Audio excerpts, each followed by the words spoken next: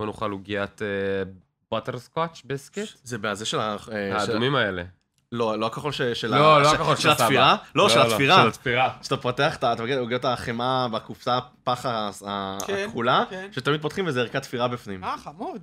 אנחנו בהתחלה. אתה רוצה לתת קלפ להתחלה? אולי נדב ייתן? לסנכרון של כל החיים. אהבת? כן. יאללה, זה דלת נסגרת. טוב, בסדר. בוקר טוב, צהריים טובים חברים. אנחנו בפרק 2 של הפודקאסט שלנו, אחד על אחד. וולקאם. שלום לכולם. לא, אני מחכה לזה תגובה, אתה רוצה משהו? לא, אנחנו... אין בה, בוקר נפלא, צהריים נפלאים. תודה. מי שם לב לזמנים, מתי קמים זה השאלה האמיתית. לא, קמנו מזמן, עשינו אימון, מי עשינו שקם מקלחת. ב-12 זה בוקר. מי שקם ב-12 זה כן, אתה נותן אימונים בבוקר? אני אגיד לך את האמת שאימונים בבוקר זה האימונים הכי חלשים מבחינתי. קשה. 7-8 בערב, פגז. לוקח לי זמן, אני 7-8 בערב, כן, זה הזמן. נכון? כן. אני אהבתי את 9 בימים שאיתם. הגוף שלי לוקח... 9 בערב או בוקר? עד שנסגר המכון. 9 בערב. אתה הולך לאימון ב-9 בערב? בזמנו הייתי, אז זה השעות, המקום מתרוקן, אתה ברוגע, אתה לא רעב, הגוף שלך... אם הגוף שלך מתפקד ב-9 זה מושלם, זה פשוט... לא פשוט. צריך שב-9 לתת, אתה יודע, זה קשה. כשהייתי מתאמן באופן קבוע של 4-5 פעמים, זה עבד. זה עבד. היום זה כבר שאלה אחרת. אני, האמת, הסוד שלי זה חדר כושר מימי הקורונה בבית, עם מזרונים ומשקולות וספסל, ואם אני עובד מהבית, אז אני דוחף במהלך היום. מושלם. אנחנו היום בפרק שלנו לא עושים פודקאסט על כושר גופני, אנחנו בפרק שלנו מדברים על עולם הביטוחים. אז ברוך הבא לפודקאסט אחד על אחד, העונה הראשונה שמאגדת את חברי B&I מקבוצת אדירים, שזה בעצם ארגון ששלושתנו חברים בו, שלוקח בעצם פרילנסים או פרילנסרים, גם פעם שעברה הסתבכתי. שני אופציה 2. פרילנסרים, נכון? לוקח פרילנסרים, בעלי מקצועות, ומאגד אותם ביחד, מאפשר להם פלטפורמה להכיר לשיתופי פעולה, ואני יכול להעיד שזה נהדר. ככה הכרתי את שני החבר'ה הנהדרים פה, ובואו נציג אתכם, בבקשה. אז שלום, אני נדב מינץ, אני סוכן ביטוח אלמנטרי, זה אומר שאני מטפל בתחומי הרכוש, רכב, דירה, עסקים, אחריות מקצועית, כל מה שבעצם יעזור לך לשמור על הרכוש שלך, או על הכסף שלך מפני תביעות, אצלך. אוקיי, ולצידו יושב? אלכס סיזי, סוכן פנסיוני. התחום שאני עוסק בו זה בעצם תכנון הפנסיות של הלקוחות שלי, החסכונות של הלקוחות שלי, שזה נקרא פיננסים גם, ובעצם ביטוחי חיים, ביטוחי בריאות, כל העולם של הרפואה הפרטית לאנשים, זה התחום שאני עוסק בו. אוקיי, אז תרשו לי לשאול אתכם את השאלה הראשונה, והכי מתבקשת בעולם, מה ההבדלים בין שניכם? בסופו של דבר, אנחנו יודעים לעשות הפרדה ואת ההבנה בינינו, זה לא רק יודעים, אלא גם נדרשים בהתאם לרישיונות נפרדים, זה ממש רישיון אחר לכל תחום, ואנחנו יודעים לעבוד בינינו מצוין, זאת אומרת שאם לקוח יבוא אל אלכס עם ביטוח, וישאל אותו האם אני רוצה לעשות ביטוח רכב, הוא יגיד לו, תשמע, רגע, בוא תדבר, נדב ידבר איתך, דבר עם נדב, יסדר לך. כנ"ל לקוח יבוא אליי, יגיד לי, תשמע, אני עכשיו מחזיק כספים, ואני לא יודע מה לעשות, אני רוצה להשקיע אותם, אני רוצה לעשות ככה, רוצה לשנות, לא יודע, זה יופי, גם אלכס זה סדר, מהלא יודע, הופך את זה ליודע, ונותן לו פתרונות. אז בעצם אלכס מתעסק בפיננסים, בביטוחי חיים, בבריאות, בתיקי השקעות, דברים בסגנון הזה? חסכונות, כן. תיקי השקעות זה מילה קצת פחות מדויקת, כי זה בנקים עושים את זה, אבל אני אוהב, כשאני מסביר את ההבדל בינינו, אני אוהב להבדיל בין להתעסק עם אנשים ובני אדם והחיים שלהם, שזה אני, ונדב הוא יותר הרכוש של האנשים. זה מה שאני בדרך כלל עושה את ההבדלה. הרכב שלהם, הדירה שלהם, כלב? ביטוח אחריות מקצועית וכו'. גם, זה בעייתי לקרוא לזה רכוש, אבל כן, גם חיות מחמד זה חלק מעניין מהביטוחים, שאפשר כמובן לבטח. זה מינוח בעייתי, כי אנשים לא רואים כנ"ל אותי שיש לי כלבה בבית, היא כמו ילדה, אבל מבחינת המערכות המשפטיות זה מוגדר עדיין רכוש לפי החוק, אבל יש לזה השלכות אחרות כמובן, השפעות שונות, מה עושים, איך עושים, צריך לטפל בזה, אם זה בתחום של כל מה שקשור לבעלי החיים בבית למיניהם. אז בואו נפתח את זה, דווקא זה מעניין, כי הרבה אנשים לא יודעים, אבל שמעתי ממך ככה מאחורי הקלעים לפני שהתחלנו, שבביטוח דירה, שרובנו כסוחרים או כבעלי נכסים, יש לנו שם סעיף שלא ידענו עליו, של חיות מחמד. אז כן, ביטוח דירה הוא ביטוח שאני תמיד אומר שהוא מאוד ורסטילי, הוא מגן עלינו בצורה רחבה הרבה יותר מאשר רוב האנשים מכירים אותו. הסעיף הוורסטילי ביותר נקרא סעיף צד ג', כולם אולי שמעו את השם הזה, בטח בביטוחי רכב, אבל הוא קיים בביטוחי הדירה גם כן. הוא מגן עלינו בכל רחבי ישראל בברירת מחדל שלו, והוא מגן על כל דיירי הבית, כולל חיות המחמד בבית. ומה זה אומר? הוא נותן לנו מענה, אם אנחנו מדברים על חיות מחמד, נשיכת כלבים, אז הוא נותן בברירת מחדל שלו ביטוח, אם הכלב שלי נשך מישהו ברחוב, אני אהיה מבוטח, אני אקבל תביעה, אני לא נכנס לעניינים משפטיים, מה יהיה מבחינת הכלב, הרדמה, לא עלינו סיפורים בעייתיים, אבל בוודאי שאם עכשיו אני אקבל תביעה, כי כלב נשך ילדה, מבוגר, זה לא משנה מה, 10,000, 100,000 שקל, ביטוח הדירה יגן עליי, ייתן לי מענה משפטי, ייצוג משפטי, וכמובן תשלום של התביעה, בהתאם לכיסוי. וואלה, אני צריך להצהיר על הכלב, אבל... אז בדיוק הנקודה הבאה. יש, לפי הגדרה, בהפרדה במדינת ישראל, יש הגדרה לכלבים, בין כלבים לכלבים בגזע מסוכן. מי שמחזיק כלב מגזע מסוכן, בדרך כלל ברוב המוחלט שמכירים הוא יודע את זה, אם הוא לא יודע את זה, אז כדאי שהוא יבדוק את זה, אם זה אמסטאף ועוד רוטוויילר, דברים מסוג זה, שכמו שאנחנו יודעים, בגדול בלי לראות את הכלב, לפי השם, שזה כלב שהוא תוקפן יותר בהגדרתו, וכמו שהזהירו אותנו כל החיים, אז זה גם כנראה, זה מאוד דומה. יש כמה וכמה סוגים כאלה, לכלבים מהסוג הזה, זה לא ברירת מחדל, צריך לבצע על זה הרחבה, היא מאוד פשוטה, מאוד לא יקרה, אבל צריך לעשות את זה, וזה נותן מענה לנשיכת כלבים, לא סתם, כי רוב המקרים שמתועדים שקרו, קרו יותר על ידי כלבים מסוכנים, ולכן הם הוגדרו בתור כלבים מסוכנים. אוקיי, אז אם שאלה נפוצה, חשובה, האם זה נותן גם מענה לטיפול רפואי בכלבים? אז פה זה מקרה היחיד שאני חורג על אלכס, כי אמרנו שאלכס מטפל בביטוחי בריאות, אבל בריאות לחיות זה תחת הביטוח האלמנטרי, מה שכן, הביטוח הזה לא נותן, הוא נותן, כמו שאמרתי, צד ג', צד ג' זה אנשים אחרים, אבל אפשר לבטח גם כלבים, חתולים, זה בעצם שתי החיות היום שהיחידות שאפשר לבטח אותם, לא ציפורים, לא סוסים באופן פרטי. לא, יש אנשים שמחזיקים חיות אוגרים, מכל מיני סוגים. החיות שאפשר לבטח אותם היום זה כלבים וחתולים. אפשר לבטח אותם בביטוח רפואי, יש מספר אופציות בשוק. הרבה אנשים שמעו על זה, לא כולם יודעים את זה, חלקם עושים את זה באופן ישירות מול החברה. בסוף אני אומר לאנשים, כשאתה צריך טיפול, אתה צריך לדעת שמישהו ייתן לך, יעזור לך בזה, כי אתה לא יודע, כמו כל דבר שאנחנו נדבר בו היום כנראה, אז זה דבר שאפשר לבטח, בעצם להגן עלינו מבחינת טיפולים, מבחינת בדיקות, מבחינת ניתוחים, יש המון רשימה של דברים, יש שם גם כיסוי קטן למוות החיה, אבל זה לא העיקר, אנחנו רוצים לדאוג שהחיות שאנחנו אוהבים אותן, כמו שאמרנו, לא הרכוש שלנו, אנחנו נוכל לטפל בהם. אז אם אנחנו רוצים לתמצת את זה, כדי שזה יהיה קליל וככה במשפט, כמו שהיום כולם אוהבים, יש לנו בעצם בביטוח דירה, ביטוח לחיות מחמד, והביטוח הזה יש לו הבדלים, בין אם זה כלב של הפרסומות של לילי, החמודים הרגועים, הלברדורים האלה, או איזשהו כלב שמירה תקיפה. אז אתה אומר, רק צריך לשים לב איזה זן של הכלב יש לנו, ובמידה שיש לנו כלב כזה או אחר, לעדכן, לוודא, לראות את הפוליסה.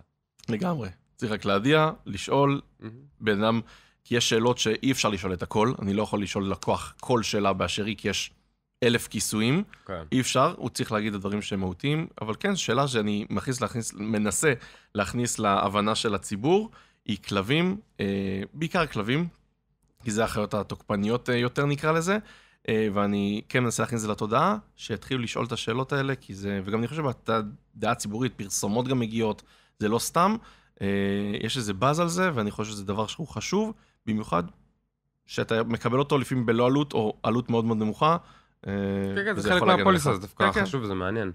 וואלה, אז זו נקודה שדווקא טוב לדעת, ודווקא מסקרן אותי בהמשך לשמוע ממך עוד כל מיני נקודות קטנות שאנחנו לא מכירים או לא נחשפנו אליהם.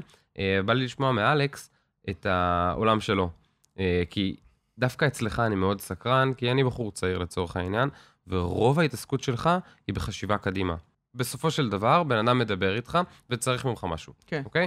מה אתה יודע לספק לו? אני דווקא רוצה לשמוע את המילים.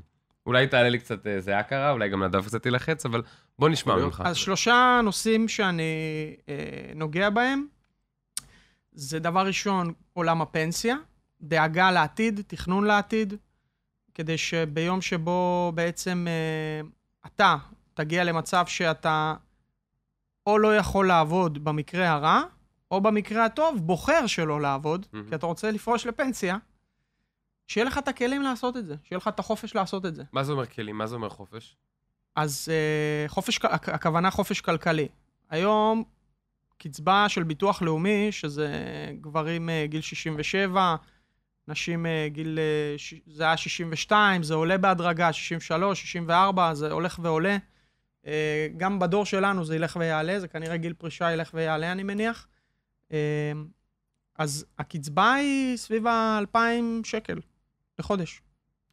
קצבה של מה? קצבה של ביטוח לאומי, כן. של ביטוח לאומי. כשאני מגיע לגיל פרישה, מה קורה?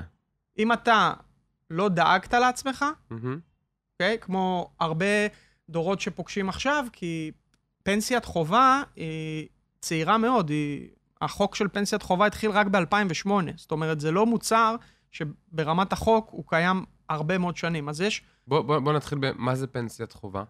פנסיית חובה זה בעצם, מ-2008 יצא חוק שאומר שאדם שעובד, חייב שהמעסיק יפקיד לו לפנסיה. זה הבסיס. למה לפני זה לא היה? לא. אוקיי. זה היה הטבות שחברות בדרך כלל גדולות היו נותנות לעובדים, אבל זה לא היה בגדר חובה. מה לגבי עצמאים? לעצמאים גם יש פנסיית חובה, היא עוד יותר צעירה, אם אני זוכר נכון היא ב-2018, 2019, בעולמות האלה. אוקיי. וגם עצמאים צריכים להפקיד לעצמם לפנסיה, ובגלל שזה צעיר וזה לא המון שנים, אז אני נתקל בהרבה סיטואציות של אנשים שהם, בוא נאמר, סוף שנות ה-50 לחיים שלהם, אני פותח את הנתונים שלהם, ואתה מגלה שהפנסיה שלהם מעבר לביטוח לאומי היא 300 שקל לחודש, 500 שקל לחודש, וזה שבירת ראש כשאתה מגיע למצב שאתה יודע, נניח שאתה עשור לפני פרישה, שהפנסיה שלך ביחד היא תהיה 2,000, 2,500, 3,000 שקל. מה אתה עושה? אני מבין מה אתה אומר. אתה אומר שכאילו ברגע שאנחנו לא מתכננים כלכלית נכון מגילאים צעירים, ואנחנו לא מפקידים, מפרישים, כל מה שאנחנו מחויבים על פי חוק, אנחנו מגיעים לאיזשהו גיל מסוים, שכשאנחנו בודקים מה יקרה לנו בפנסיה, אנחנו רואים שמה שאנחנו נקבל, 300 שקלים, 500 שקלים לחודש, ועם זה אי אפשר לקנות היום חלב סויה, אוקיי? אז דווקא מעניין אותי לשמוע ממך, מה היית אומר, ממש כאילו בתמצות חכם, בלי להיכנס למספרים ולאחוזים, אבל עכשיו חבר'ה צעירים, או הייטקיסטים שיש להם משכורות יפות, או עצמאים שתלוי במה הם עובדים, מה היית מייעץ להם לעשות, לאן הם אמורים לחשוב, במיוחד היום עם העתיד הכלכלי של המדינה שלנו?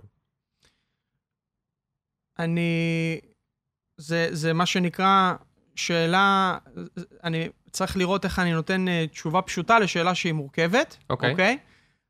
מבחינת מה הייתי ממליץ לאנשים, קודם כל, לשים לב שבכלל מפקידים להם. אני נתקל בהרבה מעסיקים שלא מפקידים הפקדות כמו שצריך, זאת אומרת, יורד לך בתלוש, אבל ההפקדות לא נכנסות בפועל, אז בעצם לעקוב על ההפקדות, הדבר הבסיסי.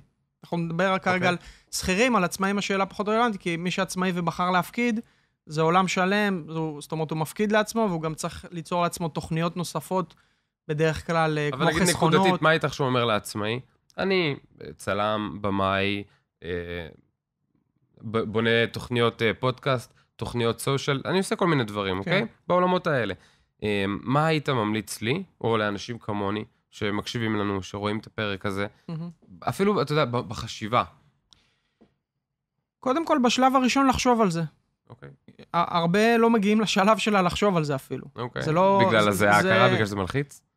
גם, וגם כי עסוקים מאוד בכאן ועכשיו, ובמציאות של ישראל זה ברור וטבעי. כן, שדבר ראשון, השלב הראשון, זה להיכנס למודעות שיגיע עולם שבו אנחנו נצטרך להתקיים בתקופה בחיים שאולי יהיה לנו קשה להתפרנס, או לא נוכל בכלל להתפרנס מסיבות כאלה ואחרות. קודם כל, זה השלב הראשון. השלב השני, אחרי שאנחנו בכלל מודעים לזה, ואנחנו הבנו שאנחנו רוצים לדאוג לזה, לתכנן כמה שיותר מוקדם. כי כמה שיותר מוקדם לעשות את התכנון, שזה אומר לתכנן הפקדות לפנסיה, לתכנן הפקדות לחסכונות, כמה שיותר מוקדם נעשה את זה, ככה יותר כסף ויותר כלים יהיה לנו בעתיד. אוקיי? זאת אומרת, הטיימינג והזמן הוא משמעותי. עכשיו, רוב האנשים שאני מכיר, שוב פעם אני אומר, בגלל זה יש לנו הרבה עבודה בתחום, להיעזר באיש מקצוע. אתה בא, אתה עושה את התוכניות האלה, לפי הצרכים שלך, לפי מה שמתאים לך. אדם שמרוויח 7,000 שקל, עצמאי למשל, שמרוויח 7,000-8,000 שקל בחודש, או 10,000 שקל בחודש, קרוב לוודאי, אני מנחש בזהירות, לא יפקיד לעצמו עכשיו 2,000 או 3,000 שקל בחודש לפנסיה. כי לא נשאר, פשוט אין מאיפה. צריך להתקיים. כן. אז האיזון הזה, זה בדיוק מה שאנחנו מוצאים. אנחנו מוצאים את האיזון הזה ונותנים גם כלים, שהם אגב לא בהכרח פנסיה, יש המון כלים שהם לא בהכרח פנסיה, שיכולים לעזור לתכנון עתידי, לגיל פרישה. אני מכיר שיש יכולת לעצמאים להפריש עד 19,000 שקל בשנה, אם אני לא טועה. קופת גמל כלשהי, קרן השתלמות מסוימת, שהיא גם 100% מוכרת לצורכי מס, נכון? לא מדויק. תדייק אותי. אז אני אדייק אותך. יש בעצם, הכלים שהיום יש לעצמאים להוציא ונקרא לזה להשקיע בפנסיה, זה באמת קרן השתלמות, שזה מתנה. קרן השתלמות, מילה קצרה, מאוד חשוב. זה קופת חיסכון, שאתה מוציא בתור עצמאי כסף, עד תקרה מסוימת, זה הוצאה מוכרת לעסק שלך, סדר גודל של 12,000-13,000 שקל בשנה, עד 20,000 שקל אפשר להפקיד אליה בשנה, ולקבל על הקופה הזאת פטור ממס רווחי הון, אוקיי? לשים לב לזה. כל אפיק חיסכון שאנחנו מפקידים, או רוב אפיקי החיסכון שאנחנו מפקידים במדינת ישראל, יש עליהם מס רווח הון. זאת אומרת, הפקדת 100,000 שקלים, למשל בקופת חיסכון של פוליסה, או קופת גמל להשקעה, זה הדברים הנפוצים, הקופות הנפוצות, הפקדת 100,000 שקלים, במרוצת השנים יש לך 50,000 שקלים, על הרווח הזה יש 25% מס. קרן השתלמות, ההטבה שלה בנוסף לזה שזה הוצאה מוכרת, הרווח פטור ממס רווחי הון, שוב פעם, עד התקרה. זה אומר, נכון להיום, שנת 24, 20,500, זה סכום שאפשר להפקיד לקרנות השתלמות לעצמאים, וזה תזכורת לעצמאים, להפקיד לסוף שנה, לזכור את זה, לא לשכוח. תזכורת חשובה, אנחנו באמצע דצמבר. תן פה למצלמה, האם עכשיו אנחנו עושים לך איזה פלייר כזה, אתה יודע, של בשתי משפטים, למה העצמאים אין להם יותר מדי סבלנות. אוקיי. מה הם צריכים לדעת? עכשיו סוף שנה, ועכשיו זה הזמן לשים כמה שהצלחתם לגרד הצידה, איפה, באיזה קרן, באיזה קופה? אז שלב ראשון, תפנו לרואה חשבון שלכם, תראו מה ההכנסות שלכם מולו, ותקבלו ממנו המלצה כמה להפקיד להשתלמות וכמה להפקיד לפנסיה. זה בעצם המלצה ראשונה, כדי לסגור את השנה כמו שצריך. ההמלצה השנייה היא, למי שמתאפשר, מומלץ, להפקיד לקרן השתלמות, כדי לקבל את הטבות המס.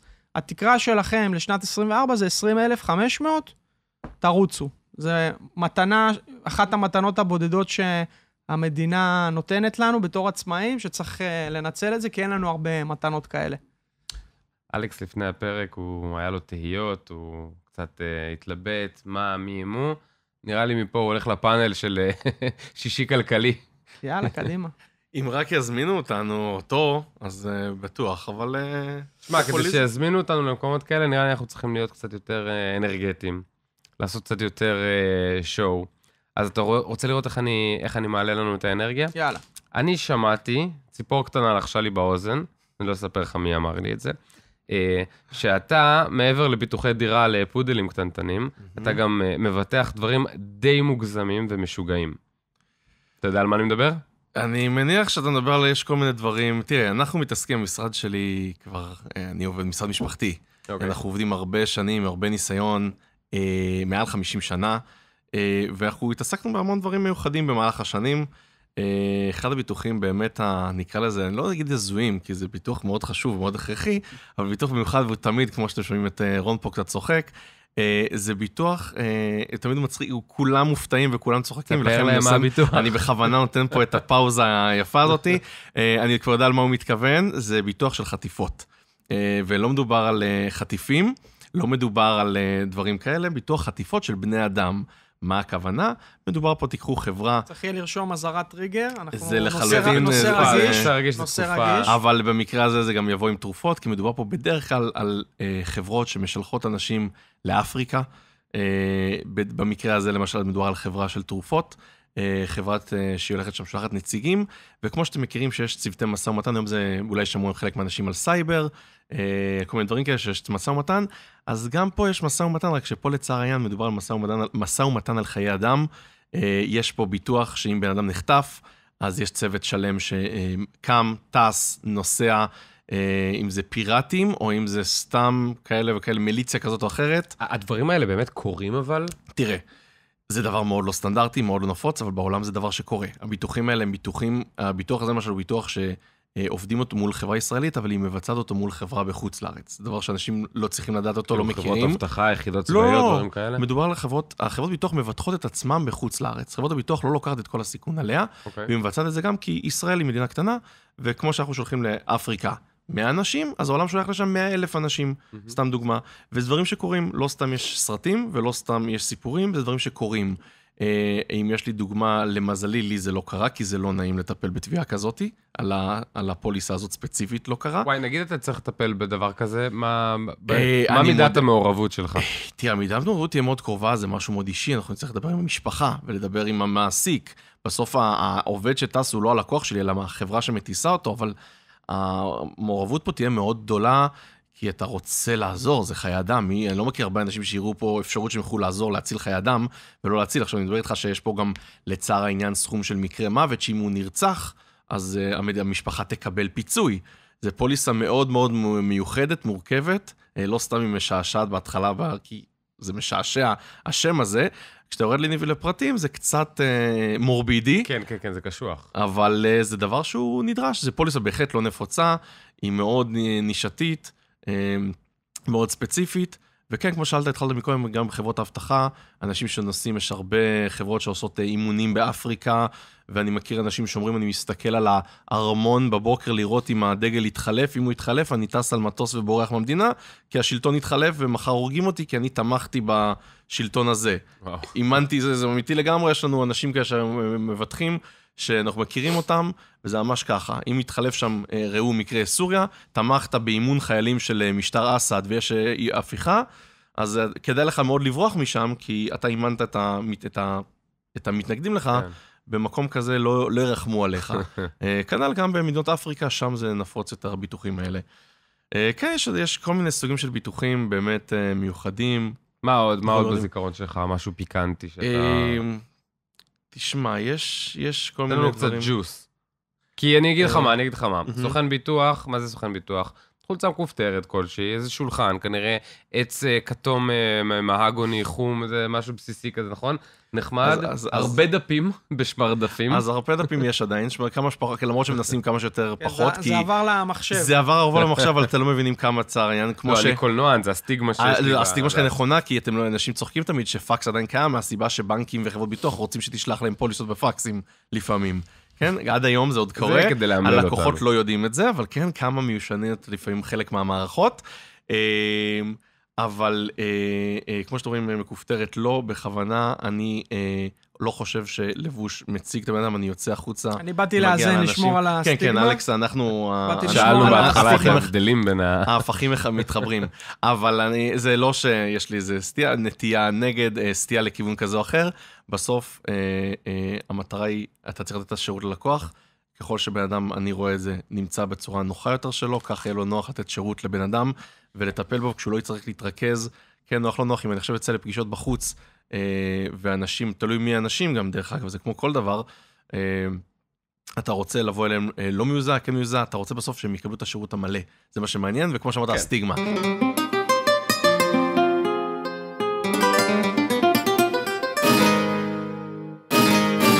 אנחנו חזרנו מהפסקת הפרסומות, כיף לראות אתכם, כיף שאתם איתנו מאזינים לנו בפקקים, או באיילון, או בכבישים האלה ש... או בריצה.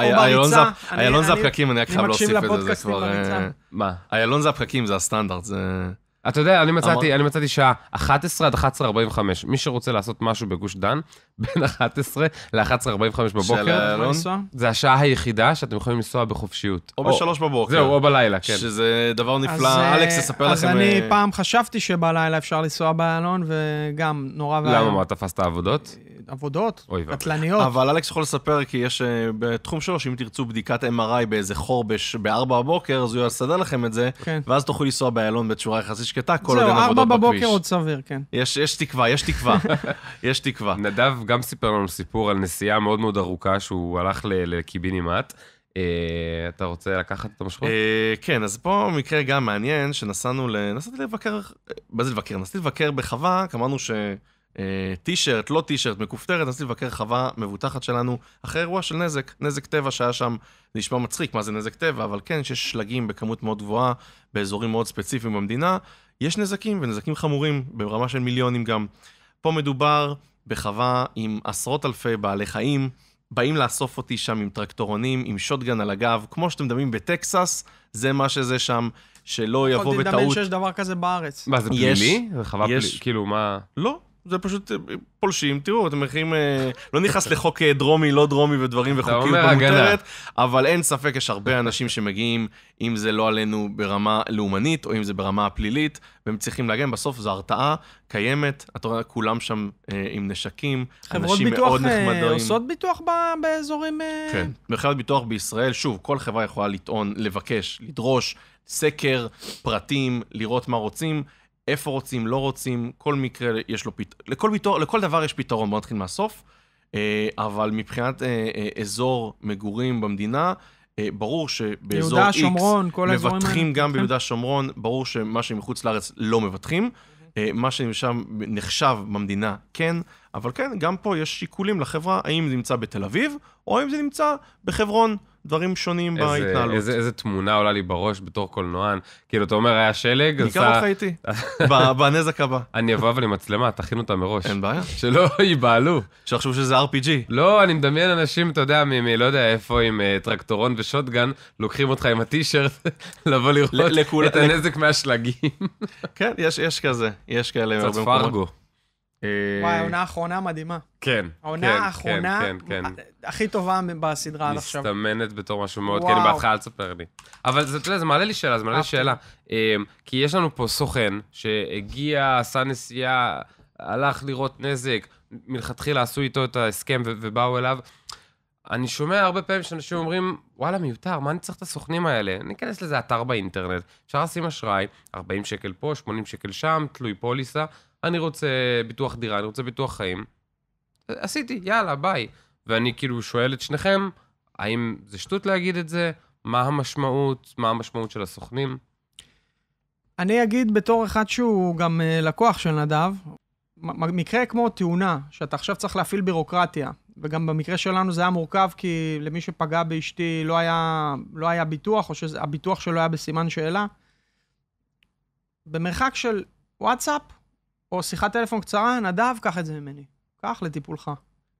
זה כבר שווה הרבה מאוד, זאת אומרת, כל האירוע הזה של טיפול בבירוקרטיה, ועד הרגע שאתה מקבל 100,000 שקל לחשבון על הרכב, זה כבר משהו שאתה, מה שנקרא, זה בדיוק המשפט שלי, שקט נפשי, ביטחון כלכלי, זה דבר ראשון, סוכן ביטוח נכנס. עכשיו, לא לכל האנשים, הם בהכרח צריכים סוכן ביטוח, כי יש אנשים שהם חפרפרות, הם יותר אוהבים לעשות את הדברים בעצמם. יש אנשים כאלה. ואז באמת מתחיל להיות משחק של מחיר בלבד, שוב פעם, בביטוחים מסוימים, ובמקרה הזה, קודם כל, לנפץ מיתוס מאוד חשוב, מחיר של ביטוח עם סוכן, לא בהכרח יותר יקר, ממחיר ללא סוכן. זה דבר ראשון, צריך לדעת. יש אירועים שבהם הסוכנים הם יותר זולים. אני אומר לכם עוד פעם, אחרי שעשיתי השוואת מחירים, גם עם נדב, הביטוחים שהוא בזמנו עשה לי, היה יותר זול מהצעה שקיבלתי בחברה מתחרה. זה דבר ראשון. בלי סוכן. בלי סוכן. דבר שני, גם אם יש מחירים במקרים שבהם זה יקר יותר, אדם צריך להפעיל את השיקול דעת שלו, כי בסוף סוכן הוא חוסך לך כאב ראש, חוסך לך זמן, הוא יודע מה הזכויות שלך. אם אתה קונה פוליסה ואתה לא יודע להפעיל אותה, אז למה קנית פוליסה? זאת אומרת, אם אתה לא יודע מה הזכויות שלך. אני רוצה רגע להוסיף על מה שאלכס אמר, כי יש פה שני חלקים, זה כנ"ל עליי וכנ"ל עליו, ואני אתן שתי דוגמאות בקצרה. אחד, לסוכנים יש שני מרכיבים. אחד, זה החלק הראשון, שמה שרוב הציבור מסתכל עליו, תמצא לי את המחיר הזול ביותר. ואנחנו נעשה את הטוב ביותר שאנחנו יכולים לעשות, אנחנו לעולם לא נבטיח שאנחנו נהיה הכי זולים שקיימים. זאת אומרת, אם זה הרכב, אם זה לעשות לו את הביטוח חיים, אם זה לעשות לו את הפנסיה הכי טובה, כל אחד יש לו את העדפות שלו, ויש דברים תמיד שאי אפשר, אף גוף לא יכול להתחייב אף פעם להיות תמיד, הכי זול, הכי זול, בוא נדייק את זה. אבל החלק השני, והוא החלק המרכזי, כמו שאלכס הציג, כמו שאני הצגתי, שהלכתי לאירוע בתביעה של לקוח. אז במקרה הזה, קודם כל, אם נשים את הדברים בדיוקם, אין להם ברירה, הם חייבים סוכן. בביטוח העסקי אין דבר כזה בלי סוכן. חברות ביטוח לא מתעסקות בדברים כאלה מורכבים לבד. הם דורשים, בעצם הלקוחות חייבים ללכת עם סוכן. אבל בואו ניקח את הדוגמה פה, שאלכס, שהוא הרי דוגמה מצוינת, שסביר להניח, כמו שאומר, או שהוא נדרש ממנו המון זמן, או שבסוף הוא היה חוזר לפוליסה שלו, כי הצד ג' לא היה משלם, והיה משלם על זה כסף, 1,000, 2,000, 3,000 שקלים, זה כבר לא חשוב, אבל עדיין משקיע זמן, והזמן שלו. זה הדבר הראשון. ובואי נתח דוגמה רגע על אלכס, גם אותו דבר. בא באנשים, כמה אנשים הרי עושים לבד, אומרים, אני יודע הכי טוב. פה, כמו שהוא אמר, מי שרוצה לעשות לבד, אתה לא תשכנע אותו לעשות לבד. אבל לפעמים כשאתה יודע שאולי זה אותו דבר, או דומה, בוא ניקח את הדוגמה של אלכס, שהוא לא נכנס לזה, אבל בן אדם עכשיו עשה פנסיה. הוא במצב שהוא חלה, נפצע, והוא באובדן כושר עבודה. מי יגיש לו את התביעה? הרי הוא מבטא בחברת הביטוח. מה, חברת הביטוח שביצעה לך את הביטוח? היא זאת שמשלמת. אתה מכיר בן אדם שרוצה לשלם, או גוף שרוצה הוא צריך לשלם, והוא יתנדב לשלם לך כסף ככה בקלות? תענה לי שאלה פשוטה. לא, נתקלת בגוף שמוכן לשלם ככה, בוא קח 1,000,000 שקל, 100,000 שקל, לא משנה מה, ככה סתם. זה המציאות. ברגע שיש לך מישהו, סוכן ביטוח הוא לא מייצג, וזה דבר חשוב שאני מדגיש כל הזמן לאנשים, הוא לא מייצג חברת ביטוח. זה שאנחנו עובדים מול חברות ביטוח, אנחנו מייצגים לקוחות. הלקוחות הם הלקוחות. אנחנו רק נחדד משהו חשוב, זאת אומרת, בחוק היבש, אנחנו נציגים של חברת הביטוח. אנחנו שלוחים של חברת הביטוח. אבל לקוח, ולא סתם אנחנו לא לקוח סלש מבוטח. חבר'ה, אנחנו מסתבכים במילים, בואו נשים את האמת על השולחן בצורה מאוד מאוד פשוטה. אתם שניכם, התפקיד שלכם, זה לבוא ולדאוג ללקוחות שלכם, לא מעניין בחברת ביטוח. הם גם לא, אנחנו לא מעניינים. התפקיד שלכם זה לדאוג ללקוחות שלכם, לקבל את הכסף כי הכלב נשך, לקבל את הכסף כי החלקת בעבודה. לא יודע, אוקיי? תלוי זה. מדויק. זה התפקיד שלכם. סוכן ביטוח. זה אחד התפקידים שלנו, שבסוף מה שאנשים קונים, שבצרה ובאירוע, לדאוג גם להפעיל את הזכויות ולקבל אותם, במינימום אנרגיה ומינימום מאמץ. תראה, אלכס, זה ממש חשוב לבוא ולהבהיר את הנקודה הזאת. אני מתעסק בעולמות הצילום והווידאו whatever, אוקיי? אתה מתעסק בעולם הביטוח. ברגע שלי יש בעיה ביטוחית, ואני מכוסה אצלך, אני מבוטר, אני לקוח שלך, כך, עשה. אתה גם תעשה את זה הכי טוב, וזה גם התפקיד שלך, ואני לא צריך לעשות שום דבר, ואני גם לא אמור לעשות שום דבר, כי אני לא אעשה את זה טוב. אני אטעה, אני אפסיד, אין לי את היכול, אני יכול לבדוק קצת בגוגל, יופי, כולנו נהיה גאונים, אבל הרעיון הוא באמת לתת למישהו כמוך, שמבין מה הוא עושה, וגם יודע להרים טלפון. נגיד, הרואה חשבון שלי, הוא מרים טלפון לביטוח לאומי, תוך שנייה עונים לו. איך אני אדבר עם ביטוח לאומי? אז חשוב לחדד את הנקודה הזאת. יש איזה, כמו שאתה אומר, דברים שהם לא ברורים, כמו שאתה אומר, לא נתקלתי באדם בישראל שהוא אשם בפלילים ולא לקח עורך דין פלילי איתו, נכון? למשל, לא באמת, תגיד לי, יש את הבודדים גם לא לקחת לפרקליטות, לקחת עורך דין. יש אנשים קיצוניים שגם הלכו לבתי משפט בלי עורכי דין, לא נכנס לתביעות, יש המון 1,000 דברים, אבל זה עדיין הקצה. כן, הרוב המוחלט אתה מדבר. יש נטייה בתחום הביטוח לעשות את זה לבד, כי מנסים להנגיש את זה, וזה נכון. הרגולציה מנסה להנגיש את זה, רוצה לעזור לזה, אבל אין מה לעשות, המציאות לא תמיד עובדת יד ביד. אני חושב שכל עוד לא קרה לך נזק, וכל עוד לא קרה שום דבר, אז זה נחמד שיורד לך את ה-40-50 שקל בחודש על איזשהו מוצר ביטוחי, וכלום. אבל once קורה משהו. אני מקווה שכל לקוח ישלם כמה שיותר, ולא יצטרך להשתמש בביטוח. לא כמה שיותר, אלא יצטרך לשלם כל החיים, ולא ינצל את הביטוח שלו, לא את הרכב, לא את הדירה, לא את החיים. את החיים הוא לא ינצל, זה אשתו תנצל על מנתו, אבל הבנתם את הכוונה שלי. אבל את כל הביטוחים האלה... אנחנו לא מזוגנים בתוכנית. זה? לא, תמשיך. אנחנו לא מסכנים אנשים פה, אבל אני אומר שרק ישלמו ולא ישתמשו בזה, אבל הגעת לחלק שאתה צריך לשלם, הגעת לחלק שאתה צריך לתבוע, פה מתחילה הצרת האמיתית, יש מקרים שזה יותר קל, מודה, יש מקרים מאוד שבאמת הדברים מסתדרים פיקס, לבד לאנשים, ואתה רואה, אנשים יגידו לך, קיבלתי אחלה של שירות, סדר לי, ויש מקרים, והלקוחות באמת מהכי נאמנים שלי, הם הלקוחות שאמרו, קיבלתי חרה של שירות, לא טיפלו לי, לא עזרו לי, אני לא רוצה... כי הוא היה בלי סוכן, כי הוא היה לבד? כי לא ניכנס לאיזה חברות, כי פנה באופן ישיר מול החברה, לא עלות הזמן, אתה יכול להתעסק. שוב, כי גם בתביעת רכב, אתה מכיר גוף שרוצה לשלם לך את הכסף, שהוא חייב לך סתם ככה, בקלות. תראה, לי היה שתי סיטואציות בחיים שלי שהפעלתי ביטוח, אני כל החיים משלם הכי הרבה שאפשר על ביטוחים, אני רק מורווח מהביטוחים, by the way. היה לי סיטואציה שהמקבוק שלי נגנב ביום צילום, לצערי הרב, ממש מתחת לאף שלי, מה שנקרא, והחברת ביטוח, הסוכן ביטוח, אני פשוט לא זוכר מי טיפל בזה אז, זה היה בתוך הביטוח דירה. דאגתי שזה ייכנס לביטוח דירה, המחשב, ובגלל שהוא מחשב נייד, אז הוא כאילו גם תקף לבחוץ, כי מעצם המהות שלו, הוא גם יוצא מהבית. אז הוא עלה, לדעתי, 12,000 שקל חדש בזמנו, והיה לו 1.5 שנה ותק, וקיבלתי 9,500 שקלים חזרה, אחרי שאני חושב שכאילו שמאי התקשר אליי, מישהו בא, לא יכלתי להראות לו כי זה נגנב. כן, הורידו בלאי ושילמו לך. קיבלתי חזרה 9,500 שקל. אני רוצה להגיד משהו חשוב, כי זה גלישה למשהו אחר, אבל הדבר חשוב, שהביטוח דירה, קודם כל, זה בדיוק נקודה, וכנראה סביר לך שהיה לך סוכן, כי לא נתקלתי בביטוח אחד ישיר. לא, אני לא עשיתי כלום, אני התקשרתי. לא נתקלתי בביטוח אחד של לקוחות שבנו להם מביטוח ישיר, כזה או אחר, חברות ישירות הכוונה, ועשו להם ביטוח למחשב, סלש לטאבלט, סלש למצלמה, כי הם לא מתעסקים בדברים האלה, וזה דברים שחשובים, כמו שאתה אומר אצלך. וזה, לא, זה מראה שטיפלו לך וסידרו את זה, כמו שאתה אומר, אבל הדגש נוסף קטן, זה שביטוח דירה, ביטוח דירה למעט ספציפי למכשירים אלקטרוניים, כמו מחשב וטלוויזיות, משלמים לך לפי ערך חדש. זאת אומרת שאם עכשיו אני גם לך נזק לספה, ושדבר מאוד נפוץ שאומרים לי, זה גלישה קצת לאזור אחר, של אין לי כלום בדירה, מה יש לי, הכל פה ישן, הכל, הספה שלי בת 15, אם יהיה נזק, אתה תקבל ספה חדשה, אתה לא תקבל ספה בת 15.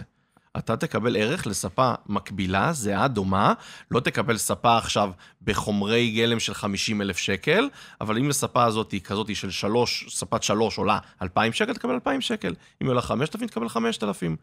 וזה דבר שאנשים לא יודעים. אתה הצגת דוגמה שעדיין קיבלת פיצוי מעולה והיית שמח כנראה, ומעולה, כי עדיף לקבל 9-10 מאשר 0, אבל ספציפית, בגלל שלמחשב יש בלאי, כי מכשירים אלקטרונים יש להם בלאי קצת אחר בתמחור, אז, אבל עדיין אחלה של דבר מה שעשית. היה לי עוד סיטואציה, שנסעתי עם היונדאי שלי בזמנו, לפני 10 שנים קניתי יונדאי i10, שעלתה 60,000 שקל לדעתי, ואני עשיתי טעות שיצאתי מחנייה צמודה למדרכה, יצאתי שמאלה ולא שמתי לב לרכב מאחוריי. והוא כאילו כבר עבר אותי, אבל שפשפתי לו את הדלת האחורית. זה היה כאילו משהו ממש ממש בקטנה, במהירות איטית, אבל תאונה באחריות שלי, ולקחתי עליה את האשמה. וכשדיברתי עם הסוכנת ביטוח ועם החברת ביטוח, אז איכשהו קרה שם הנזק, השמיים, העריכו את זה, ראיתי את החשבונית בסוף, של איזה 55,000 שקל. כאילו גם אצלי, גם אצלו, טטטם, היה לי איזה שריטה קטנה, זרקו לי את כל הפגוש ואת הפנס. זה הקסם של מוסכים ושל הביזנס שלהם. זאת צרת שלמה, זאת צרת ידועה, שמנסים להילחם בכל הזמן חברות הביטוח, מול המוסכים. זה פחות הלקוח, בסוף אותך בתור לקוח זה לא מעניין. אני שילמתי 900 שקל. בדיוק. זה היה נזק באשמתי, וזה היה נזק גדול אצלו. החליפו לו 2 דלתות, פגוש אחורי ואת כל הפנסים. לא הבנתי, נראה לי מישהו עשה לו שם אוטו חדש, אבל אני שילמתי 900 שקלים. והביטוח שלי בשנה אחרי זה התייקר לדעתי בעוד 40 שקל. זאת אומרת, אוברול, עשיתי פה איזשהו נזק שהוא היה באשמתי, ויצאתי עם 900 שקל קנס, כשאני משלם ביטוח לרכב. זאת אומרת, אני אישית מאמין בדברים האלה, ואני חושב שכשזה קורה, איך אמרת, הלוואי ולא תשתמש בזה?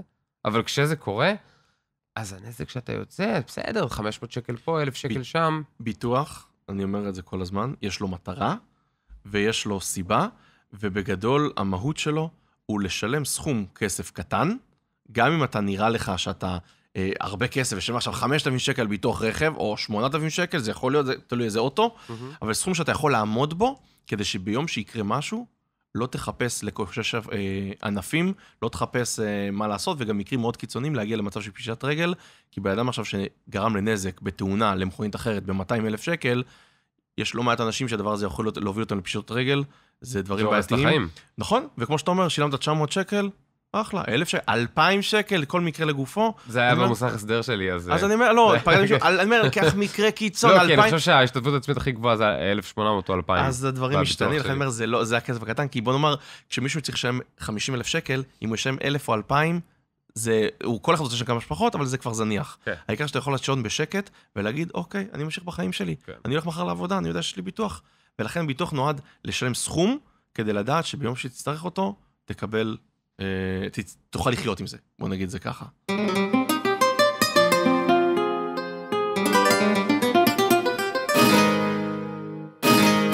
ברוכים השבים מהפסקת הפרסומות השנייה שלנו. אנחנו פה עם אלכס סיזי ונדב מינץ. אנחנו בפרק שלם של ביטוחים. אנחנו למדנו שעדיף לנו לשלם כל החיים על ביטוח חודשי בכל מיני תחומים שונים, במקום להפעיל את חברת הביטוח. עדיף לשלם ושלא תצטרך להפעיל אותו. זה הדבר המהותי. אתה יודע, אני תמיד טס לחול, אני חולה על פספורט קארד. לא יודע מה המחשבות שלכם לגבי... אני מאוד אוהב את הקונספט... ממליצים בחום. ממליצים? כן. אני מאוד אוהב את הקונספט של פספורט קארד, כי נראה לי, יש לי את זה מהיום שהם קמו, בגלל אמא שלי, יש להם כרטיס אשראי. אז אני ארחיב על זה בקצרה, יותר נכון, שהכרטיס שלהם הוא היה פלא עולם כשהוציאו אותו. היום כבר כל החברות, לא שאני עדיין ממליץ מאוד על פספורט, וזו העדיפות הראשונה מבחינתי. אבל אני עובד עם מרבית החברות בשוק הישראלי בביטוחי נסיעות. לכולם יש מערכות היום דיגיטליות, זאת אומרת, לכולם יש אפליקציה, אבל יש משהו... למה אם אני לוקח חברה אחרת שהיא לא פספורט קארד? פניקס, מגדל, הראל, כלל, כולם עובד. אתה משלם ומקבל החזר דרך אפליקציה. רגע, לא תמיד, לא, רגע, אז אני אדייק את זה. אני משלם, זה פה... לא, אז אני אדייק, יש מקרים שאתה גם לא משלם. אתה יכול לבקש את זה, לפעמים...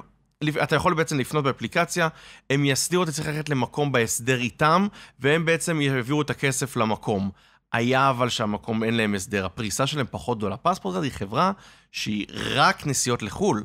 כל מה שמעניין אותה זה לפרוס כמה שיותר שירותים בכל מקום, בכל חור בעולם. אני הולך לחופשת סקי, עשיתי פיתוח של ספורט חורף, הם קוראים לזה, נכון? של סקי. ויש לך שברתי את מאסטרקארד. הרגל, יש לי כרטיס אשראי, הלכתי לבית חולים, מביא מאסטרקארד. הנציג של פספורט בישראל אומר לי, טוב, שמנו לך 500,000 יורו, קחו, תגעצו 500,000, לא מעניין אותי. אז זה נקודה, הכרטיס, זה מה שאומר, גם כשיש את המערכות החדשות, והרבה לקוחות מרוצים כאן וכאן וכאן, אבל לא סתם תשמע, אני לא מייצג אותם, אני מסתכל איפה בסוף מדד השירותים הכי טוב מבחינתי ללקוח, ואיפה התביעות עובדות הכי בחלק, והם יקבלו את הפיצוי הכי בצורה פשוטה. אנחנו בתור אנשי מקצוע שמבטחים לקוחות בנסיעות לחול, מרגישים הכי בנוח והכי בטוח, דרכם.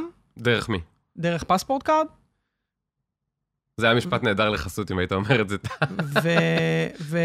ויש אלטרנטיבות, כל אחד עושה את הבחירות שלו, אנחנו, כן. אני לא יודע אם מותר לנו בכלל להמליץ או אסור בפודקאסט כזה, אבל... רגע, לסוכני ביטוח יש... כי אנחנו עובדים עם כולם. יש חוקים כלשהם? כאילו, איך זה עובד? מותר לכם להגיד שיותר טוב... אנחנו עובדים חופשי, מותר לי להגיד... זהו, אני חושב שאסור יהיה לנו לפרסם את זה ככה בסושיאל, כי אנחנו בסוף פוגעים באחרים שאנחנו עובדים איתם כנראה. רגע, אבל זה לא שאמרנו שמישהו עושה איזשהו משהו רע. לא, אמרתי מהתחלה, כלל, מגדל, הראל, פניקס, אני עובד איתם, אני גם מוכר פוליסות שלהם. יש לי לקוחות, תשמע, יש לקוחות שלא רוצים, כי יש להם, התנאים שלהם לפעמים יותר נוקשים, הם יותר קשיחים בהרבה מאוד מקרים, ויש לקוחות שאומרים לא רוצה. הם מתמחרים את עצמם לעתים יותר גבוה.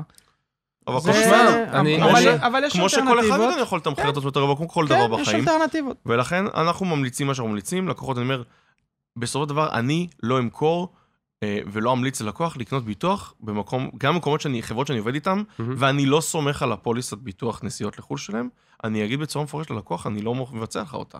יפה, שקיפות מלאה. אני לא רוצה, וזה לא שהם מתגמלים אותי פחות יותר, התגמול הוא קטן ולא קיים, זה לא נכנס לזה, זה נטו מהעניין של אני מסתכל על לקוח, מה קורה פעם שיקרה לו נזק, הכל חוזר לזה.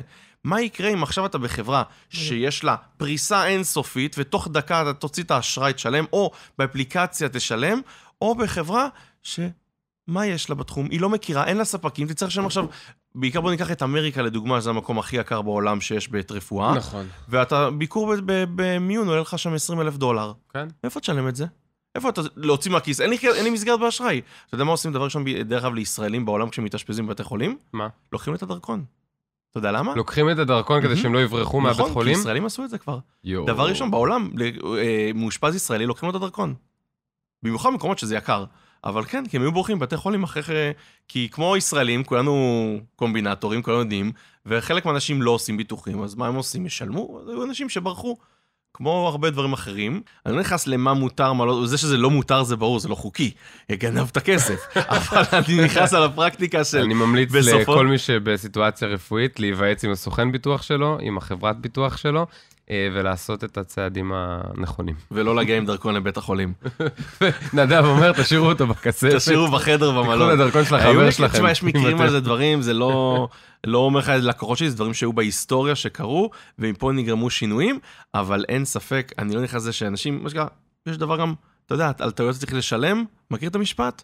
לא עשית, מה שאמרנו מקודם, ביטוח אתה משלם משהו זול, כדי שביום מקרה שתצטרך אותו, אם תצטרך אותו, לא תשלם בהיקר. וזה בדיוק הנקודה. אני אוהב את הנקודה הזאת. אני אוהב את הרעיון הזה, אני גם מאוד מאוד מאמין בו, כי זה באמת נותן איזשהו שקט מסוים של 40 שקל, 50 שקל, סכום, לא משנה איזה סכום חודשי, אבל אני יודע שבאמת ברגע שיהיה לי איזשהו נזק מסוים, זה לא ישבש לי את 10 שנים האחרונות שאני בונה עסק וחברה ותתתם, ואז פתאום אני צריך לקחת יד בפקם ובחסכונות ומההורים ומכל מיני דברים, ואולי אפילו חס וחלילה פשיטת רגל והרבה דברים כאלה. הביטוח מגן עליך. בדיוק. אז אני אוהב את זה. יש לי שאלה לאלכס מהקהל. יצאנו להפסקה קטנה של כוס קפה. אונליין. שמנו סטורי בהתחלה ורשמתי ששני סוכני ביטוח מגיעים היום. אחד יגיד לנו מה קורה אם פורצים לדירה, והשני ידבר איתנו על כספים לעתיד ופנסיות. אז מישהו רשם לי, רון, תשאל את הסוכן ביטוח של הפנסיות והחיים והכספים, אמרו לי לשים את הכסף שלי במסלול S&P 500, האם זה כדאי? זה נושא חם, לוהט, בשנתיים האחרונות עוד יותר. קודם כל נבין מה זה אומר המשפט לשים את הכסף שלי במסלול S&P. לשים את הכסף זה אומר איפה להשקיע את הכסף שלנו. זה יכול להיות בפנסיות, קרנות השתלמות, קופות חיסכון. המדד הזה, S&P, זה בעצם מדד שמגלם בתוכו את 500 המניות הגדולות של ארצות הברית. זאת אומרת, אנחנו מדברים על השקעה במניות הכי גדולות של ארצות הברית. שנתיים האחרונות זה בעלייה מאוד גדולה. מה הייתי מציע לבן אדם הזה ששואל את השאלה, שאלה מאוד נפוצה? טווחי השקעה. אחד הדברים שאנחנו עושים כשאנחנו מתכננים ואני יושב עם לקוח, זה בעצם לכמה זמן אתה משקיע את הכסף, כי בעולם ההשקעות, מה שעולה מאוד חזק, יכול גם לרדת מאוד חזק, יש סיכונים שגלומים בכל האירוע הזה של השקעות. לשאול את הבן אדם, האם אתה יודע לעמוד בהפסד? נניח הפקדת 100,000 שקל, אתה תדע לחיות עם הקופה אחרי שנה 30,000, אחרי שנה מפסידה 30,000. אתה אומר שגם תוך שנה יכול להיות שיהיה איזו ירידה קטנה של הכסף. ירידה קטנה וירידה גדולה. אוקיי. צריך לדעת קודם כל ברמה פסיכולוגית, האם בן אדם בנוי לזה. דבר נוסף זה לכמה שנים.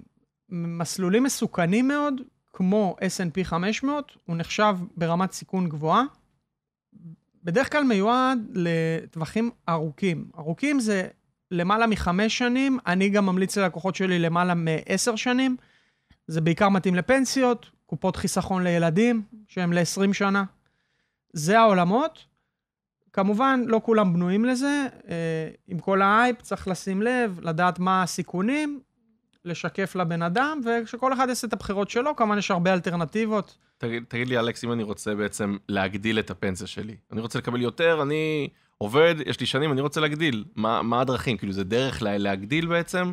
נלך ככה, קודם כל, נושא שהוא פשוט להבנה, דמי ניהול. כולנו משלמים כסף כשאנחנו בפנסיה ובהשתלמות ובחסכונות. לשים לב מה דמי הניהול שאנחנו משלמים. אנחנו רוצים לראות שלא קוראים אותנו. גם היום בשוק משוכלל, עדיין אני רואה לקוחות שלא התקנו את התיק שלהם הרבה זמן והם משלמים הרבה מעל הממוצע, צריך לשים לב לזה. דבר שני, שזה מתחבר לנקודה הראשונה, זה פעם ב3 שנים לבחון את התיק שלכם, לעשות בדיקה. מי שעושה את הדברים לבד, אני ממליץ לקחת ממש ייעוץ ולשלם, או ליועץ פנסיוני, שפעם ב3 שנים לשלם לו, שיעבור על בדיקה, יסתכל איך השתנה השוק, לקבל המצות, ואז לעשות את זה לבד. מי שמלווה על ידי סוכן, שזה רוב האנשים, לעשות פגישה, 1 ל3 שנים, 1 לשנתיים, כי כל דבר דורש תחזוקה. אנחנו בחיים שלנו מתחזקים את הבית, אנחנו בחיים שלנו מתחזקים את הגוף שלנו, כל דבר שמתחזקים אותו, בסוף יוצר אופטימיזציה, אותו דבר עם החסכונות, ככל שנתחזק יותר, יהיה לנו יותר כסף, אז זה נקודה שנייה, לתחזק 1 ל3 שנים. נקודה שלישית, שהיא אחת החשובות, זה נושא של השקעות ותשואות. לא כל הגופים עושים את אותם הרווחים, ולא כולם עובדים אותו דבר. יש כאלה שמרוויחים הרבה יותר, ויש כאלה שמרוויחים פחות. לעשות השוואה, להסתכל מי מרוויח יותר, ולהיות במקום שעובד טוב עם הכסף שלנו. אלה 3 הנקודות. אחלה. זה עונה לך על השאלה? כן. כן? כן. איפה אתה נמצא כרגע? ברמה, אתה המשפחתי, אתה נשוי, יש לך ילדים? אני נשוי, יש לי 2 ילדות. אני גם, בהמלצתיו של אלכס, בדברים שכאלה, גם אם זה הקופות לילדות, גם אם זה הפנסיוני, גם אני אישית לקחתי את זה לפן למסלולים היותר מסוכנים, היותר מנעתיים, כי יש לי עוד 30-20 שנה של הפקדות שאני יודע בשקט, וזה דבר שהוא... אתה רואה את הנתונים, בסוף אתה לוקח 10 שנים פה ו10 שנים פה, אתה רואה את ההבדלים, אז כן, וגם אני יודע ותמיד שם לי בראש ותמיד יודע לבדוק את הדברים האלה, מה יקרה בעוד, סתם דוגמה, אם זה הקופה לילדות, אני ארצה שהוא יהיה פנוי בגיל 20 שלהן, סתם דוגמה, אז שהם יהיו בגיל 15, 17, 12, לא כל מה שאתה רוצה, אז אתה צריך לראות האם אתה מוריד את הרגל מהגז, כדי שלא פתאום, כמו שהוא הסביר, תהיה לנו נפילה, וזה הדברים האלה, כי כמו שהוא אומר, אני לא רוצה פתאום שיום אחד, בוא נגיד לך דוגמה, אני יכול לספר לך, בימי, בוא נאמר לך דברים, גם במלחמה זה, אבל בהחלט בקורונה. פרצה הקורונה, שוק המניות ירד ב-25% בחודש, פלוס מינוס. באדם שהיה צריך, היה על מניות, והיה צריך למשוך פנסיה, אלכס יכול לדייק אותי ברמת החצי שנה הקרובה, הפסיד 25% מהפנסיה שלו כל החיים. מי שהיה לו סבלנות והיה לו יכולת וחיכה שנה, שנתיים, השוק תיקן את עצמו, זה דברים שהשוק, העולם מתקן, במקרה הזה לקח מהר יחסית, אז הוא עשה את זה. למה הוא אומר 5 שנים? כי דברים לפעמים לוקח לתקן אותם יותר מאשר חודש, חודשיים, שנה, שנתיים גם. ולכן אתה לא רוצה ליפול חזק ולדעת שאין מקום לתקן את זה. ולכן, אתה יודע שיש לך איזה יעד מסוים שאתה רוצה להגיע אליו, שווה בהחלט להקטין את מדד סיכון, אתה רוצה לדעת שאוקיי, זה מה שיש לי, אז מקסימום לא הרווחתי את העוד שפיל הקצה הזה של הרווח, הרווחתי אולי טיפה פחות, אבל אני יכול לישון בשקט בלילה.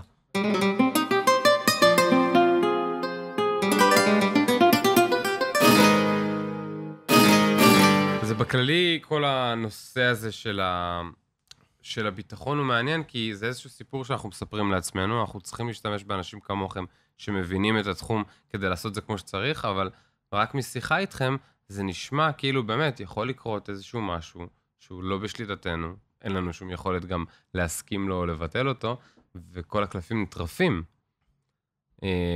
וואלה מורכב. אני באמת חושב ממקום של מישהו בגיל צעיר, תחילת גילאי ה-30,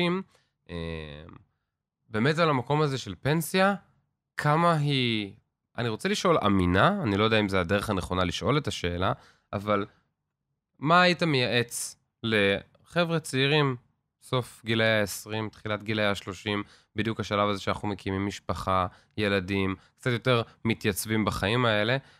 אתה יודע, לאו דווקא ברמת המספרים, איך כדאי לי לחשוב ולהסתכל על כל האפיקי חיסכון הפנסיונים האלה? אני הייתי, קודם כל, עושה בדיקה ראשונית להבין מה יש לי ולאן אני הולך, אוקיי? איש מקצוע יודע לעשות את זה, הוא יכול לקחת את הסכומים הקיימים ולנסות בכלל להבין מה קורה 20 שנה קדימה, 30 שנה קדימה, 40 שנה קדימה. אתה מדבר בכלל גם כמה כסף אני מרוויח כל חודש ומה אני יכול להפריש הצידה? כן, כדי לקבל בכלל כיוון. שכיר זה קל, כי שכיר יש לו את המשכורת שלו, אפשר לעשות סימולציות, להסתכל לאן פניך מועדות בגיל 67, כמובן עם הרבה דגשים, זה לא כזה פשוט, יש הרבה מורכבויות, אבל אני אומר את זה במקרו ובגדול, עושים בדיקה, כדי להבין מה יש לי ולאן אני הולך בעתיד שלי. ואז, אם זה מספק, פנטסטי, אבל אם אדם מגלה שזה לא מספק אותו, ואני אתן דוגמה, אדם בשנות ה-30 לחייו, תחילת שנות ה-30 לחייו, מגלה בפנסיה שלו, כרגע הצפי לקבל ולחיות מקצבה, זה ביחד עם ביטוח לאומי, נניח 3,500 שקל. היום אפשר לחיות עם 3,500 שקל? לא. מה קורה בעוד 40 שנה? עם כל האינפלציה, זה כנראה יהיה הרבה יותר גרוע. אז דבר ראשון, להבין בכלל איפה אני עומד. אז זה, כי ידע זה כוח, ואיתו אחר כך אפשר לפעול. אחר כך לעשות תכנון. יש כאלה שבוחרים בפנסיה, יש כאלה שבוחרים בהשקעות פרטיות, יש כאלה שדוחפים מאוד חזק לנדלן. לכל אפיק יש יתרונות וחסרונות, אבל לבנות תוכנית, לעשות תכנון, כמה שיותר מוקדם נעשה את זה, ככה יהיה יתרון, זה אדווה שאחר כך היא הולכת וגדלה לעתיד. פגישות שהן מאוד קשות לי, זה פגישות עם אנשים בסוף שנות ה-50 לחיים שלהם, שהם שואלים אותי, אוקיי, אז כמה צפויה לי הפנסיה? כי הם רואים המון מספרים, הם רואים טבלאות, אבל כשאני סוכם להם את זה, שתשמע, לגיל 67 אתה כרגע הולך לכיוון של 500 שקל בחודש, הוא בשוק. וכשהוא אומר לי, רגע, שנייה, קודם כל, בסה ראשונה, ושאלה שנייה תהיה, איך אני מגדיל את זה ל-5,000 שקל? קשה מאוד. 20 שנה אחורה. מאוד מאוד קשה לצמצם פער של 30-40 שנה בתוך 10 שנים, כי הסימולציה שאני מריץ היא סימולציה שאתה צריך פחות או יותר, כדי להגיע למספר שאתה מחפש, להפקיד את כל המשכורת שלך בעשור הקרוב לפנסיה או לחיסכון. זה לא מתקיים, וזה בדרך כלל פגישות קשות עם אנשים שהם פתאום מבינים שהם צריכים לחשוב על איזה שהם אלטרנטיבות אחרות. אז כמה שיותר מוקדם לעשות את הדברים האלה, רווח נקי של האנשים, ולבנות תוכנית, כל אחד לפי הצרכים שלו, לפי העולם שלו. אז בעצם המסר הנקי שאני יכול לזקק ממך, זה כמה שיותר מהר, בגיל כמה שיותר צעיר, וכמובן מי שמקשיב לנו פגש אותנו היום ולא אתמול. אז לחשוב על הדברים האלה... יש בזה יתרון גדול, זה מה שצריך להבין. במה יש יתרון גדול? לעשות את זה בגיל כמה שיותר צעיר, יש בזה יתרון מאוד גדול. אז אתה אומר בעצם, בגיל כמה שיותר צעיר, להתחיל להפריש כספים כמה שניתן, כמה שאפשר, כי בסופו של דבר אנחנו מפרישים את זה ממשכורת נכנסת, מהכנסה נכנסת. אז זה דבר ראשון. דבר שני, דיברנו מקודם על קופת גמל או השתלמות, איך קראת למוצר? לקרן השתלמות. קרן השתלמות, שזה בעצם גם מוצר פנסיוני, קוראים לזה? זה חלק מהמשפחה של המוצרים הפנסיוניים. אוקיי. זה בעצם מתנה שהמדינה נותנת לנו, לעצמאים אחת הבודדות. אין הרבה מתנות כאלה, אז צריך לדעת להכיר אותה ולנצל אותה. המתנות היחידות שאני מקבל זה מאמריקן אקספרס, שאני מקבל סופגניות מרולדין בחינם בחנוכה. זה מתנה. לי זה עולה כסף, אז אתה כבר בשיפור לעומתי. מתנה טובה לנפש, פחות לגוף, אבל צריך גם את זה. ספציפית במתנות של כסף, שזה קרן השתלמות, זה בעצם מדובר בקופה שמפקידים אליה כסף, ואחרי 6 שנים היא הופכת לנזילה, ובעצם אתה יכול לקחת ולמשוך את הכסף חזרה. מה היתרונות הגדולים שלה? זה 1, לעצמאים, עד תקרה מסוימת שזה סביב ה-12-13 אלף שקל בשנה, זה הוצאה מוכרת. אז עצמאים ששומעים את זה מבינים את המשמעות. הטבה שנייה זה אפיק החיסכון היחיד בארץ, במדינת ישראל, שפטור ממס על רווחי הון.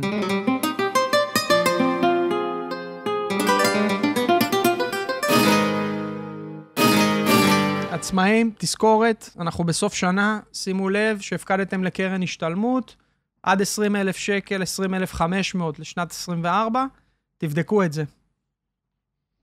אנשים נרתעים מהתמודדות, בכלל לגייס את עצמם בלהתמודד עכשיו, ולדבר על דמי ניהול בפנסיה, והעולם הזה של פנסיות וביטוחים,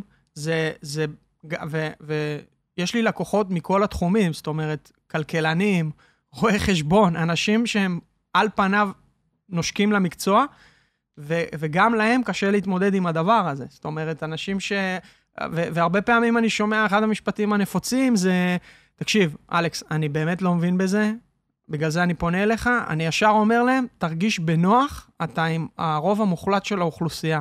רוב לא, ויש הרבה כאלה שזה קשה להם. למה אתה חושב שאנשים באמת נמנעים ופוחדים מלגשת לזה? כי אתה מפחד להתעסק במה שאתה לא יודע, וגם אין לך הרבה שליטה עליו,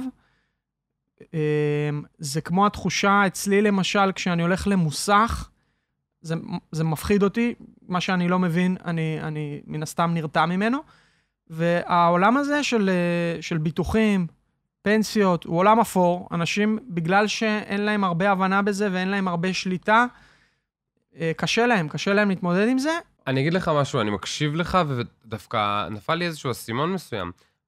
בדרך כלל אנחנו נתעסק עם משהו, כשאנחנו צריכים אותו כאן בזה הרגע. כל העולם שלך הוא בעצם על העתיד. זה כסף גדול של 40 שנה קדימה. הצרה של היום, מעניין אותי, לא אכפת לי מה הצרה של העתיד. אנחנו יצורים רגעיים, כמו שאמרתי, וזה אחד הרתיעות, מה שמרתיע אנשים מלהתעסק בזה, אני חושב. שוב, צריך שיהיה לנו פרנסה, נכון? אם אנשים ידעו את הכל, אז מה נעשה בחיים? אם אנשים... אבל סתם, אני צוחק, אבל בסופו של דבר, זה בהחלט הדבר הזה, כמו שאתה אמרת, אני לא רוצה להתעסק במשהו, אני לא רוצה לטפל במשהו, כי אני צריך שמישהו יעשה לי את זה, אז חבל הזמן שלי, אני רוצה את הזמן שלי פנוי, למה להתעסק גם בדבר הזה? אני גם מבין את זה, דרך אגב. למה שאנשים יצטרכו להבין בדברים האלה? כן, גם במציאות שלנו אתה מאוד מרוכז בלשרוד כאן ועכשיו, זה הכי ברור והכי טבעי שיש, פשוט מתישהו המשימה הזאת שאנחנו שמנו בתחתית הצ'קליסט של המשימות שצריך לטפל ולארגן, באיזשהו שלב צריך להתמודד איתה ולהגיד, טוב, יאללה, בוא שנייה נתעסק עם זה, נארגן את זה, ונרוץ הלאה להמשך, ומדי פעם נתחזק את זה כמו שאמרתי קודם.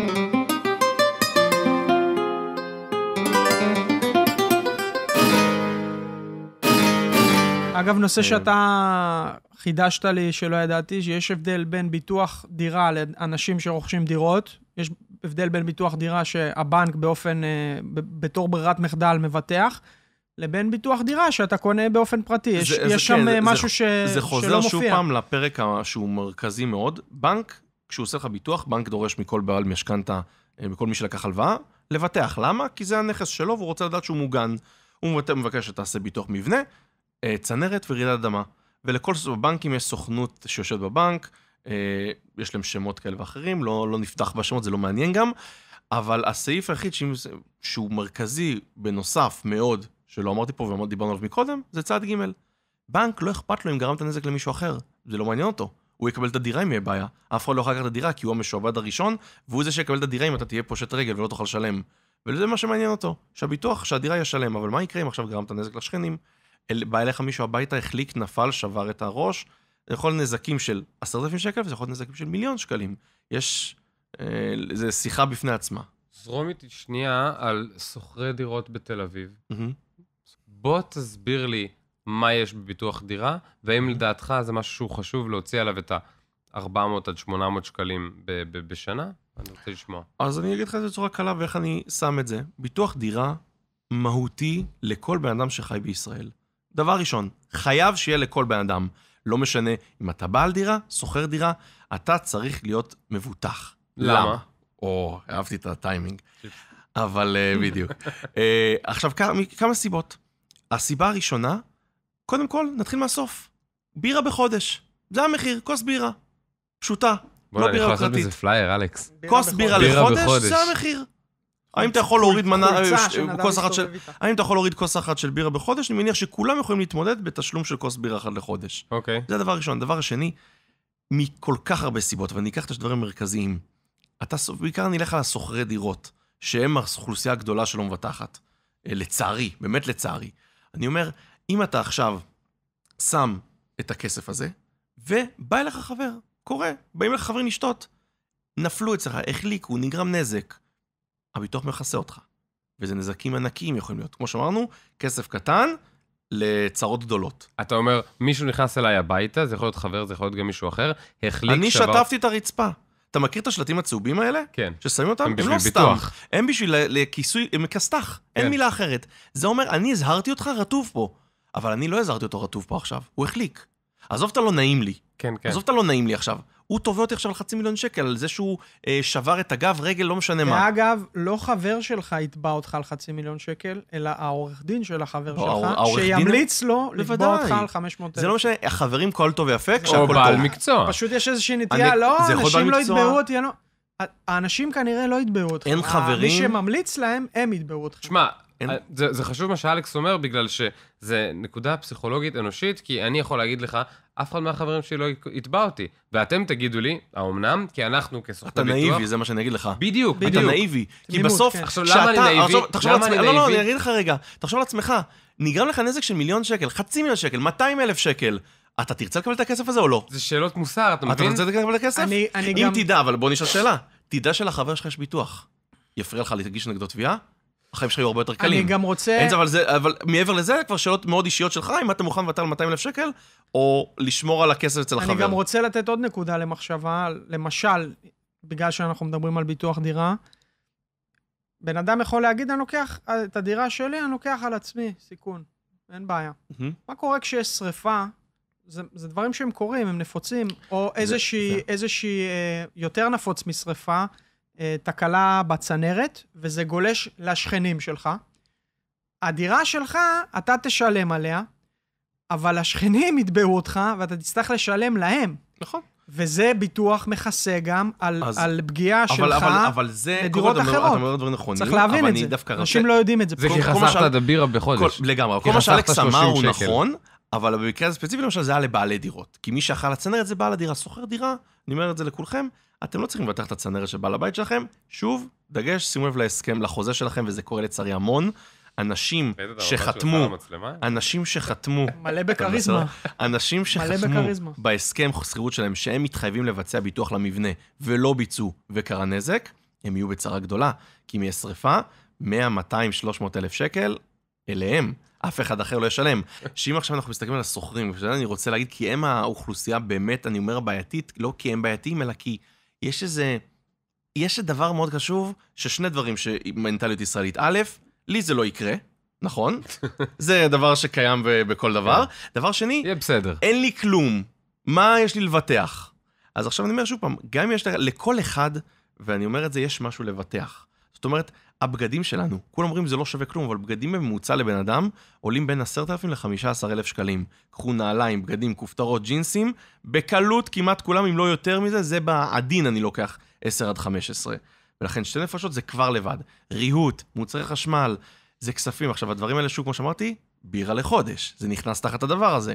נגרם נזק, אלכס התחיל להגיד על הצנרת, אבל נגרם נזק, השארתי מחבת על הגז, שמתי רדיאטור וצרף את הווילון, וזה דברים שקורים, והיו לי תביעות כאלה, ושוב, כשזה לקוחות שלי מטפל להם בתביעות, אבל בנו אליי אנשים ואמרו לי, תשמע, נגרם נזק, מה קורה?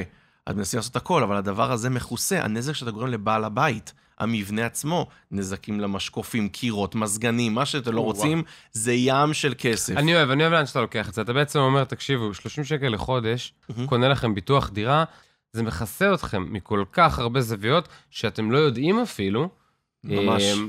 והמחיר הוא כזה אפסי, אז אני מבין את המקום של הסוחרים, או של האנשים, של להגיד, טוב, לי זה לא יקרה, זה לא תפקיד שלנו להציל אותם, זה לא תפקיד שלנו לחנך אף אחד, אבל אנחנו כן פה כדי לבוא ולהסב את התשומת לב.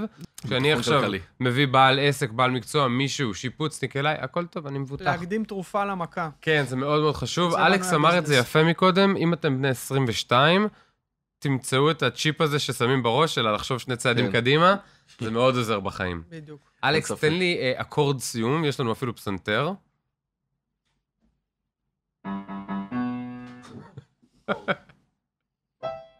זה אקורד סיום שבחרת? זה אקורד, הוא לא מביא אקורד. אתה רוצה 7? מה אתה רוצה? בסדר. אנחנו נעשה קאט.